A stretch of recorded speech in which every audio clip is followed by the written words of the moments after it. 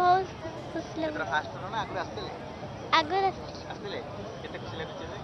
बहुत लगुच ଠାକୁର ଦେଖିଲେଣି ରଥରେ ମୁଣ୍ଡିଆ ମାରିଲେଣି रक्तर मुंडिया मारते ठाकुर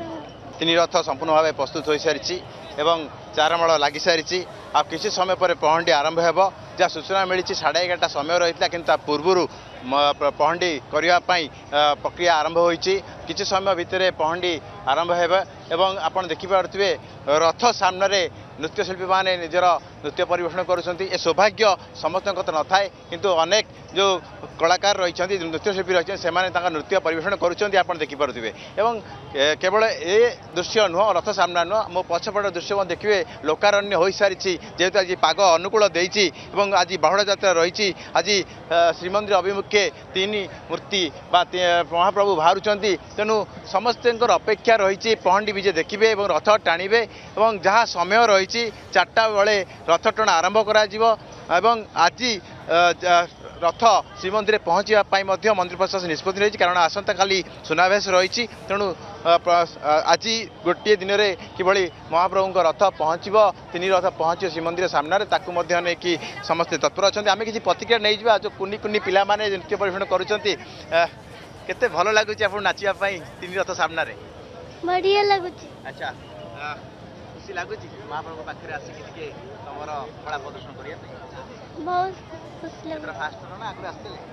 आगर ଆସିଥିଲେ କେତେ ଖୁସି ଲାଗୁଛି ଏବେ बहुत लगुच ଠାକୁର ଦେଖିଲେଣି ରଥରେ ମୁଣ୍ଡିଆ ମାରିଲେଣି रक्तर मुंडिया मारते ठाकुर ଆମେ ଆଉ କିଛି ପ୍ରତିକ୍ରିୟା ନେବା ଆପଣଙ୍କ ଗୋଟେ ସୁଯୋଗ ମିଳିଛି ରଥ ସାମ୍ନାରେ ନିଜର କଳା ପ୍ରଦର୍ଶନ କରୁଛନ୍ତି କିନ୍ତୁ ଏ ସୁଯୋଗ ସମସ୍ତଙ୍କୁ ମିଳେ ନାହିଁ ଆପଣଙ୍କୁ କେତେ ସୌଭାଗ୍ୟ ଲାଭ ମନେ କରୁଛନ୍ତି ନିଜକୁ ଜଗନ୍ନାଥଙ୍କ ଡୋରି ନ ଲାଗିଲେ କେହି ବି ଭକ୍ତ ନୃତ୍ୟଶିଳ୍ପୀ କେହି ବି ତାଙ୍କ ପାଖକୁ ଆସିପାରନ୍ତି ନାହିଁ ତ ଏଇଟା ଆମର ସୌଭାଗ୍ୟ ବଡ଼ ଭାଗ୍ୟ ଯେ ଆମେ ଆସିକିରି ତାଙ୍କ ପାଖରେ ନାଚି ପାରୁଛୁ ତ ସେମିତି ଡୋରି ନ ଲାଗିଲେ କେହି ବି ଜଗା ପାଖକୁ ଆସିପାରିବେନି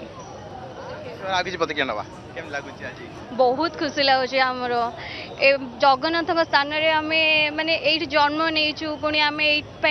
आम बहुत माने बहुत खुशी लगुच कि आम पाखे रही प्रदर्शन कर प्रोग्राम जहाँ भी डांस हो आम बहुत खुशी आम एते बहुत माने क्या मिलनी आमे आमको मिली बोली सुजोग आम बहुत माने आम कहीपरूनु कथार एत खुशी अच्छु आम आमर तो कह गले जगन्नाथ तो सबकि आमर कि भी अवहेला हेले कि किसी कौन हेले ना आमर बहुत अनुभूति जे से बहुत साहाय्य कर सबुथिरे हाँ सबुथिरे आमर साहाय्य किसी भी विपद आसिले से भी टली दियंती किछि भाव शुणुले जो नृत्यशिल्पी मैंने रही से निजर कला प्रदर्शन करुँच रथ सामने तीन रथ संपूर्ण भाव प्रस्तुत हो सारी पहंडी विजय जहाँ समय रही 11:30 पूर्व करा जहाँ प्रशासन निष्पत्ति नहीं किंतु अपेक्षा भक्त मैंने करते पहंडी आरंभ हो टिके झलक देखिए प्रभुंर आउ कि प्रतिक्रिया नवा जो भक्त मैंने आसिकी दीर्घ समय धरिक अपेक्षा करके झलक